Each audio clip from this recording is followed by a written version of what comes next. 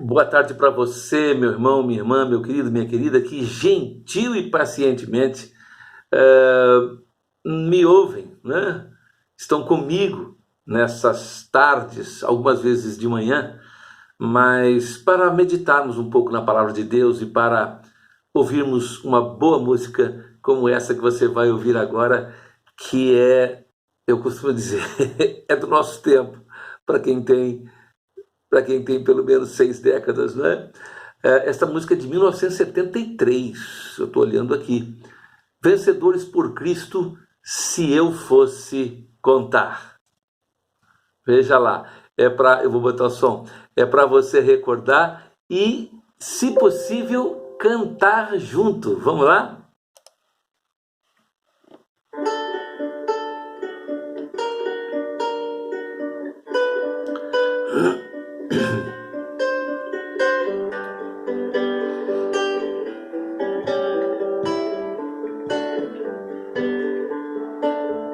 Se eu fosse contar o que de alguém ouvir, poderia um detalhe esquecer. Pois quando se conta algo que não se viu, muita gente talvez não vai crer,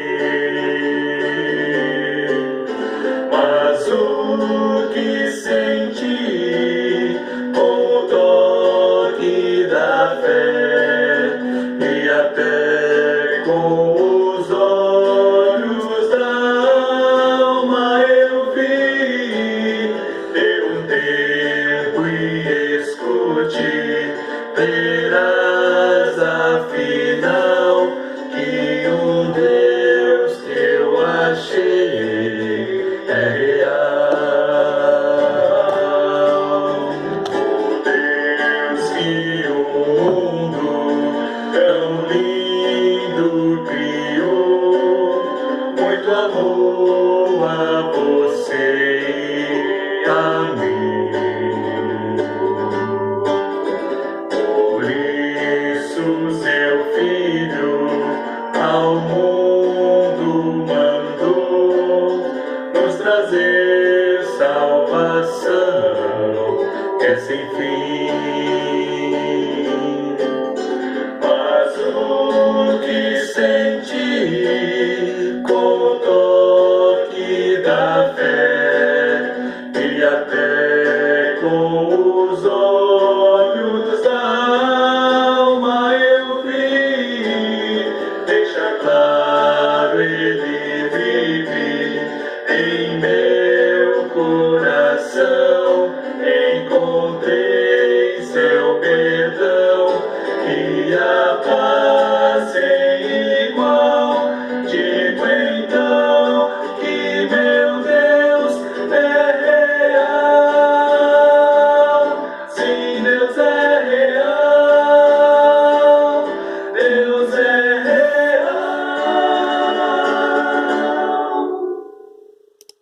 real. Gostou? Bom, né? Bom recordar os 18 anos, né? Que bom, que bom.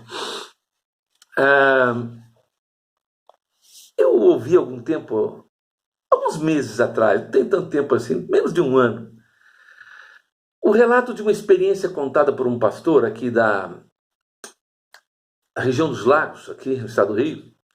E no final ele exclamou uma coisa que me deixou assim meio de cabelo em pé. Você acredita? Ele falou assim: que doideira! Deus é muito doido. Eu confesso que de início eu fiquei chocado, sim. Aquela afirmativa me pareceu assim sem a devida reverência. Mas eu vim para casa e comecei a ponderar. Eu não pude deixar de concordar com ele. Talvez o termo não tivesse sido melhor, chocou ali, mas eu não pude deixar de concordar com ele acerca da maneira como Deus age. Ele vai muito além daquilo que a nossa vã imaginação limita. Na rua a gente ouve, mas é muito comum ouvir uma expressão, principalmente entre a juventude, diz assim, o bagulho é muito doido, uma coisa assim que choca, né, quando a gente quer dizer que uma coisa é fora do comum. Por isso o termo que o pastor usou me chocou sim de início. Mas de pronto, quando eu chego em casa e começo a dar uma meditada naquilo, porque eu vou para casa, eu fico meditando. Depois que eu ouço um pastor falar, eu fico ali, eu dou uma olhada.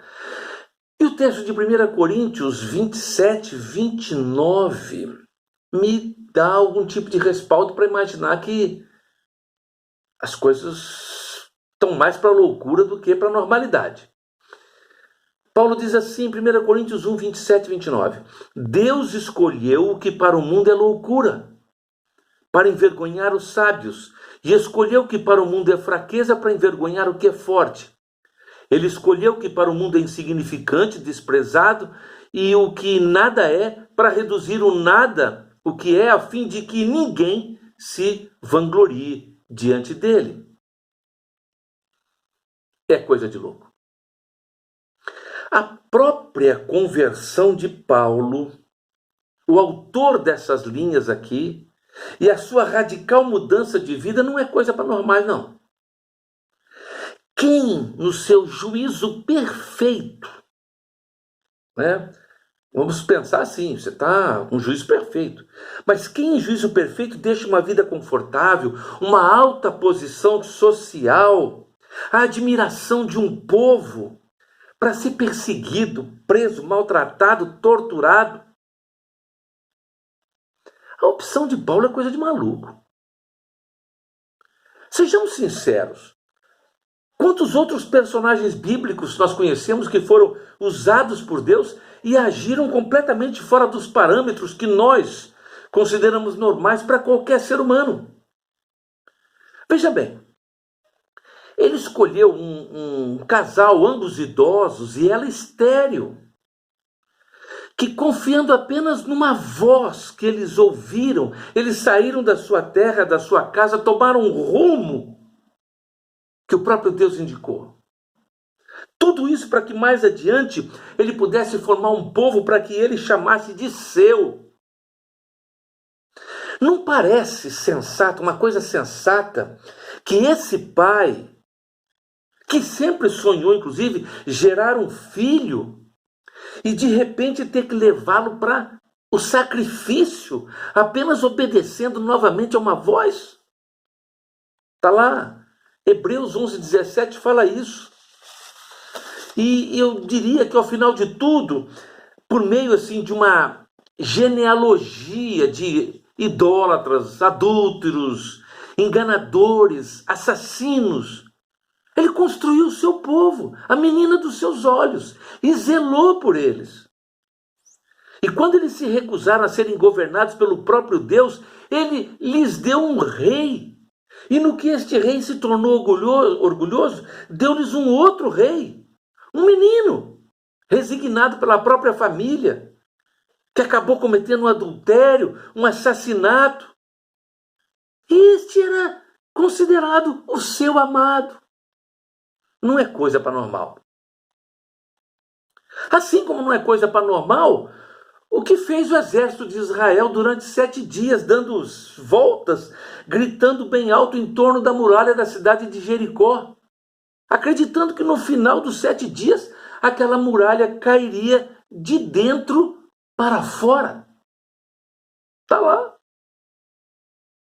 Josué 6:3. Você acha normal e sensato alguém receitar para um doente leproso 7 mergulhos no lamacento Rio Jordão? O que um rio sujo poderia fazer por alguém em fase aguda de hanseníase?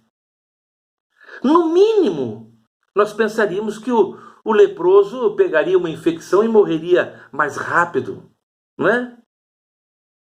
Está lá em 2 Reis 5:14 essa história. O que dizer da imponderável história de Jonas? A história de Jonas.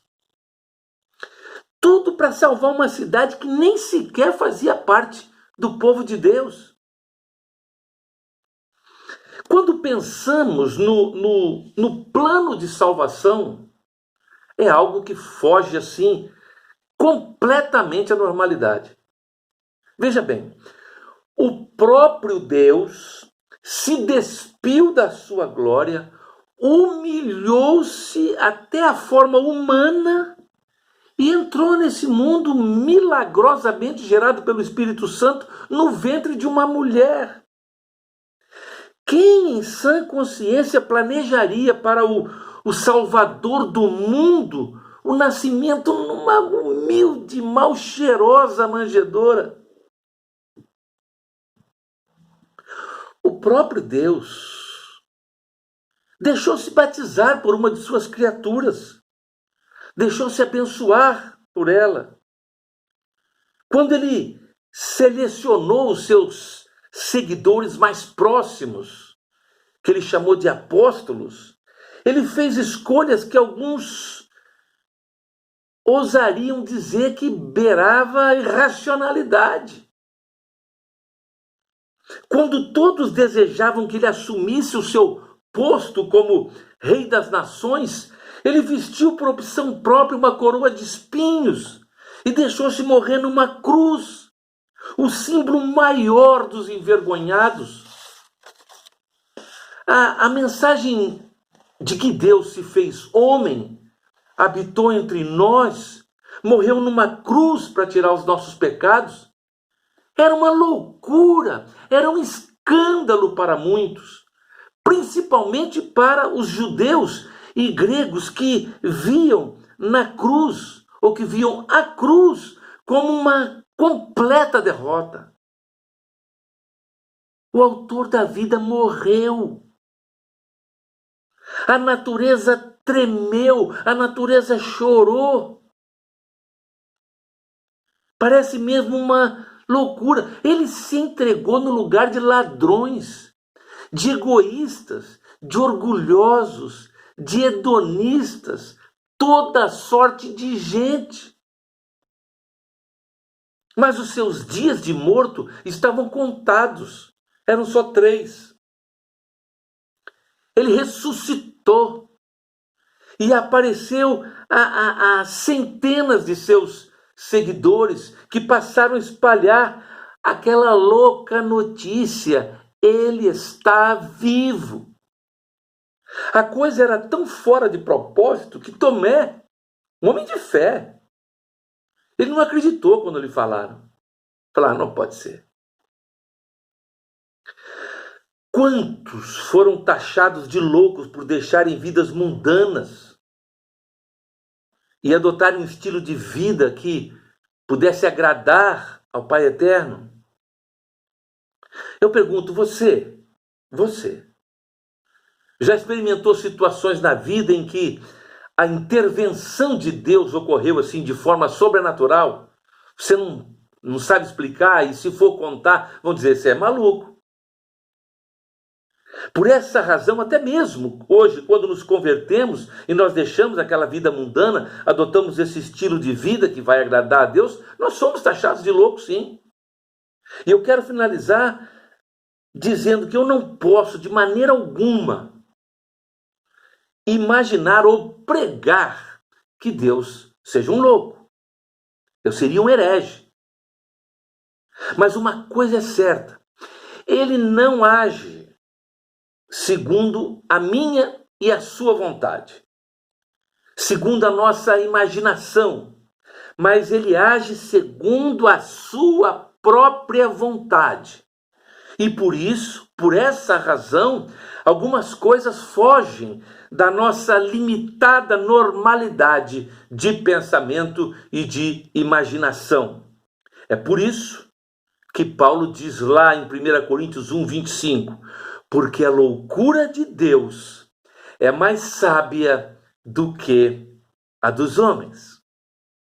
Onde o mundo vislumbra loucura, nós vemos amor e graça. Que Deus nos abençoe E eu quero terminar esse momento mandando, antes de orarmos, mandando uma oração, mandando um abração, olha só, eu trocando as bolas, um abração e orando também pela vida dele, como sempre fiz. Dr. Reinaldo Mapelli. Dr. Reinaldo Mapelli foi juiz de Tupã durante muitos anos e está aposentado agora. Dr. Reinaldo Mapelli, nós o conhecemos ainda em Quatá. Eu tenho para mim, se eu não estou enganado, que foi o meu pai, pastor Haroldo, que batizou o Dr. Reinaldo Mapelli, lá em Quatá. E esse homem hoje está aposentado, me escreveu recentemente numa das nossas reflexões aqui, me elogiando. Não mereço, doutor, não mereço nenhum elogio, mas eu aceito sim, porque sei e conheço o seu coração. Mas o Dr. Reinaldo Mapelli é uma pessoa querida, muito embora o tempo que nós não nos encontramos, não nos vemos, não diminuiu em nada a admiração e o carinho que nós sentimos pelo Dr. Reinaldo Mapelli. Que Deus o abençoe, Dr. Reinaldo, que nós vamos orar nesse momento, vamos elevar os nossos pensamentos até o trono da graça de Deus. Pai de amor, de infinita bondade, nós nos encontramos diante do teu trono de graças, ó Deus, certos de que a nossa oração alcança os seus ouvidos. A nossa oração é ouvida por ti e na medida exata da tua perfeição. Nós temos a certeza absoluta que tu tens a solução para tudo aquilo que esteja nos trazendo algum tipo de aflição. Ó Deus, estes momentos que estamos experimentando, ó Deus, de isolamento, de quarentena, desta curva ascendente de contágio que não para de subir. Ó Pai, situações também de muita dificuldade financeiramente falando, não apenas individualmente para nós, mas a nível de Estado, a nível de governo. Todos nós passamos por dificuldades, ó Deus. As suas igrejas estão passando por dificuldades e nós já rogamos aqui a cada um dos nossos irmãos que mantenham a sua fidelidade para que a obra possa ter continuidade. Temos tido notícias, ó Pai, de igrejas que perderam 80%, ó Deus, neste período das suas arrecadações. Ó Deus, coloca no coração do teu povo a manutenção da fidelidade, para que a tua obra não sofra solução de continuidade. Ó Deus, nós te pedimos então que a tua igreja seja preservada incólume durante este período. Guia-nos, ó Deus, em todas as circunstâncias, para que possamos sempre fazer aquilo que é melhor. Estamos nos aproximando de um momento de retornar aos nossos templos, que isso possa ser feito de maneira sábia, prudente, e que isso não possa servir não só ao retorno às igrejas, mas ao comércio e à normalidade, para que haja um contágio maior desta doença. Ó Deus, nós não sabemos, não conhecemos, mas temos a certeza absoluta que tu estás no controle. E nós, ó Deus, confiamos neste teu braço poderoso, comandando a história da humanidade. Ó Deus, vai sempre aplanando os nossos caminhos. Ó Deus, desviando as setas inflamadas do maligno, as armadilhas que são colocadas no nosso trajeto. Ó Deus, afasta de nós. O nosso testemunho possa ser positivo para todos aqueles que estão aqui. A verdade do Evangelho, ó Deus, seja uma realidade em nossas vidas. Que nós não caiamos, ó Pai, em nenhuma dessas trapaças, verdadeiras trapaças que acontecem hoje em nome do Evangelho. Ajuda-nos a continuar, ó Deus, pregando o Evangelho verdadeiro, Evangelho de salvação. Evangelho de salvação, que vai nos transformar, vai nos fazer nova criatura. Oh, Pai amado, guarda os nossos queridos onde quer que eles estejam. vai abastecendo as suas despensas, vai trazendo paz, saúde, tranquilidade em todas as circunstâncias. Nós te oramos, rogando-lhe, ó Pai, que assista-nos em todas as nossas dificuldades, perdoe os nossos pecados e leva-nos sempre em paz e tranquilidade por esta vida. Nós oramos em nome de Jesus. Amém. Amém. Que Deus te abençoe e que você tenha um bom restante de tarde na presença do Senhor.